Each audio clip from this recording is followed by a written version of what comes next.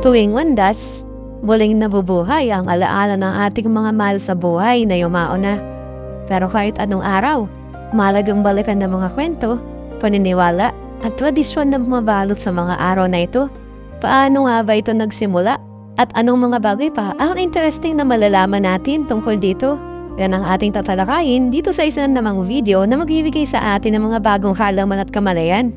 Feel free to share comments and opinions sa ating comment box. Stay curious, stay awesome, and stay tuned. Ako si Aling Teta, at ito ang Aling Teta Trivias.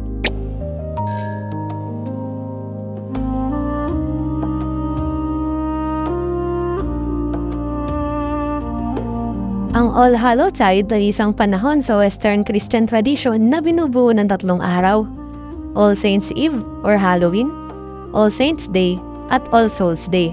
Ito ang triduum ng paggunita sa mga santo at mga yumao. Ito ay isang espiritual na cycle ng alaala, panalangin at pag-asa. Sa Pilipinas, tinatawag natin itong Undas. Ang All Hallows Eve na mas kilala ngayon bilang Halloween ay ang bisperas ng All Saints Day at unang araw ng All Hallowtide.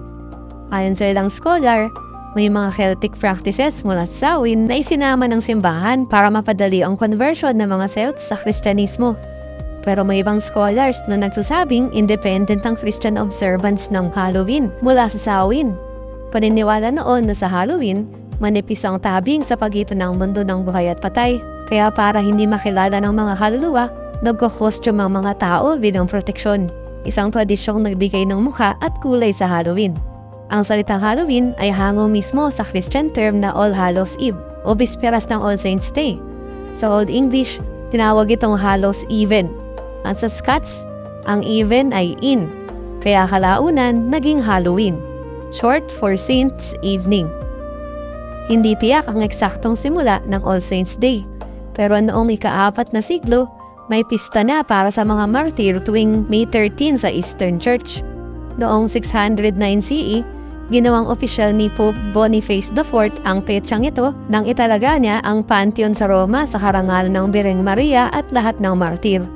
Pero ang unang ebidensya ng November 1 bilang araw ng pagdiriwang ay lumitaw sa panahon ni Pope Gregory III noong 731 hanggang 741 nang italaga niya ang isang chapel sa St. Peter's sa Roma para sa lahat ng santo. Sa taong 837, iniutos ni Pope Gregory IV ang general observance ng All Saints Day sa buong simbahan. Ang All Souls Day ay para sa lahat ng kaluluwa, lalo na yung nasa purgatorio.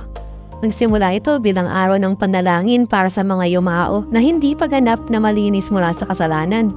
Ayon sa Roman Catholic teaching, ang panalangin ng mga buhay ay makakatulong sa paglilinis ng kanilang kaluluwa para makapasok sa langit. Tradisyonal itong sinimulan ng mga Benedictine monks noong ika-10 siglo at kalaunan ay naging bahagi ng liturgical calendar ng buong simbahan.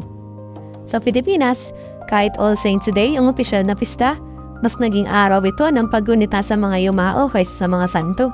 Ito ay dahil sa pagsasanib ng Katolikong paniniwala, pre-colonial na kaugalian, at impluensya mula sa Mexico noong panahon ng Galleon Trade.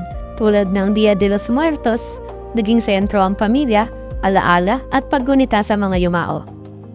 Ikaw ka-trivia, anong petsa kayo dumadalaw sa sementeryo?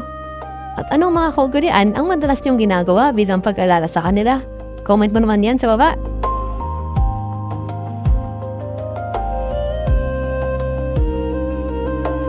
Alam mo ba na hindi pumpkin ang mga unang jack-o'-lantern? Sa Ireland, turnip ang ginagamit noon.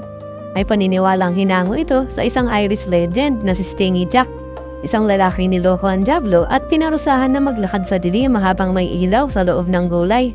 Ginamit ang turnip para gumawa ng lantern na may mukha, pangtaboy sa masamang spirito. Pero nung dumating ang Irish immigrant sa Amerika, pinalitan nila ng kalabasa. Mas madali kasing ukitin, mas malaki at mas available tuwing fall season. Kaya naging pumpkin na ang symbol ng Halloween. Ang konsepto ng trick or treat ay nagugat sa medieval Europe. May tradisyon noon na tinatawag na souling, kung saan ang mga mahihirap ay nagdilibot sa mga bahay tuwing All Souls Day. Humihingi ng tinapay kapalit ng panalangin para sa kaluluwa ng yumao. Sa Scotland at Ireland, may gising.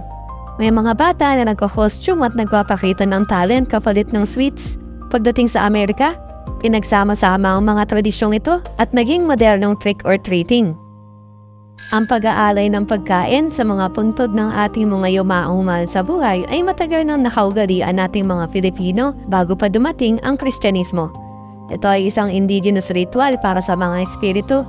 Layunin itong magbigay galang, magpaalala o magtaboy ng masasamang espiritu. Ginagawa ito sa wake, birthday, at death anniversaries. O kapag may panaginip na may kaugnayan sa yumao. May dalawang posibleng pinagmula ng salitang undas. Una, maaaring galing ito sa pinaikling Dia de los Todos Santos o Day of All Saints na ginamit ng mga Pilipino noong panahon ng Kastila. Pangalawa, maaaring mula ito sa salitang Kastila na honras o honors na naging undas at kalaunan ay undas. Parehong nagpapahiwatig ng paggalang at paggunita sa mga yumao. Ang dami natin natutunan mga katrivia mula sa kasaysayan at mga trivias tungkol sa undas. Pero sa dulo ng lahat ng ito, isa lang ang paalala. Huwag nating kalimutang alalahanin ng ating mga mahal sa buhay na yumao. Sa bawat kandila, bulaklak at panalangin, buhay ang alaala. Naway manatili ang koneksyon natin sa pamilya, sa pananampalataya at sa mga kwento ng puso. Sana nagustuhan mo ang video ito. Huwag kalimutan na mag-like, subscribe ka na rin at ring the notification bell. Kung may gusto ka pa na ma-feature sa channel natin, i-comment mo na lang yan sa baba. Hanggang sa susunod mga katrivia, thank you for watching!